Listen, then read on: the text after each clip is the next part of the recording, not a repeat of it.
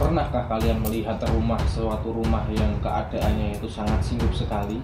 Pernahkah kalian melihat rumah di mana di sana rumahnya itu sangat terasa horor sekali dan suasananya itu beda? Ketika masuk rasanya hangat, ataupun dari jauh pun itu dilihat rumahnya terasa sangat menakutkan sekali.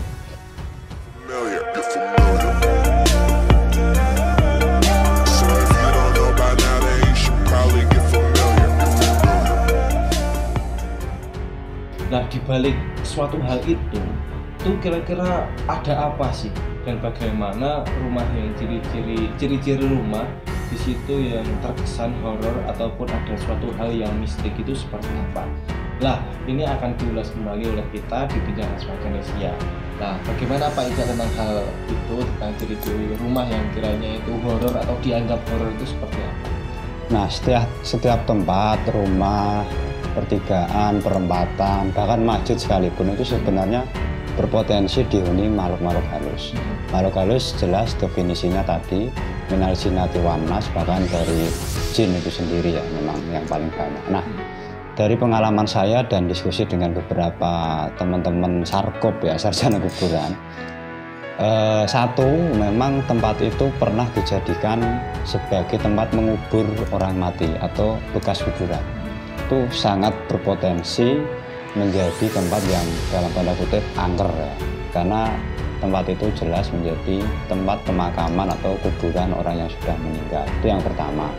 Yang kedua, tempat itu dijadikan atau menjadi tempat matinya atau tempat meninggalnya orang ketika hidup dan mati di situ dengan kondisi tidak wajar atau dalam kondisi disiksa ya. Misalnya tempat atau rumah yang memang bekas penganiayaan zaman Belanda, zaman Jepang, zaman penjajahan dulu, itu pasti angker.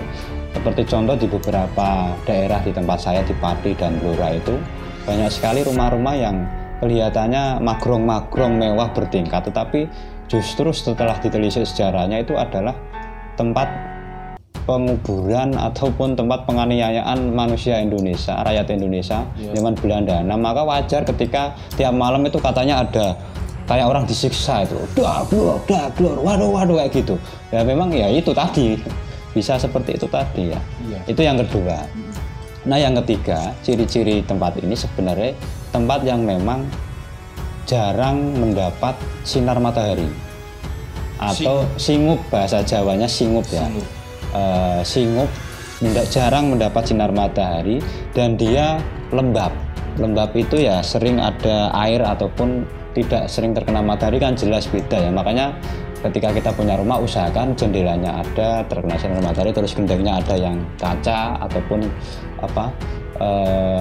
pintunya itu ada yang terbuka dan tiap hari dibuka, itu memang disarankan untuk seperti itu. Itu yang ketiga.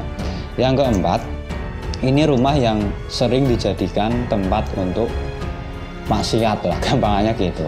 Ya meskipun setannya nggak mengganggu ya, tetapi justru di situ menjadi sarang ya. Bahkan wis koyo di situ ya dedengkotnya di situ justru ya.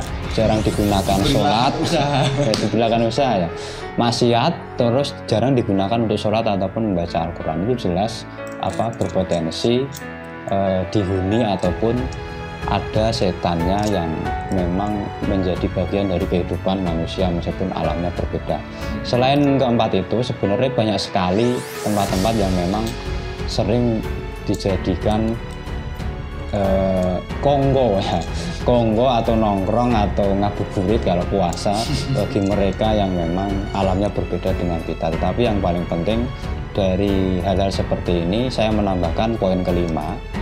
Rumah itu diberi semacam benda-benda ataupun alat-alat yang memang mistis, seperti contoh ake, keris, mungkin barong, kepala setan dan sebagainya ya, kayak kembang itu seperti itu.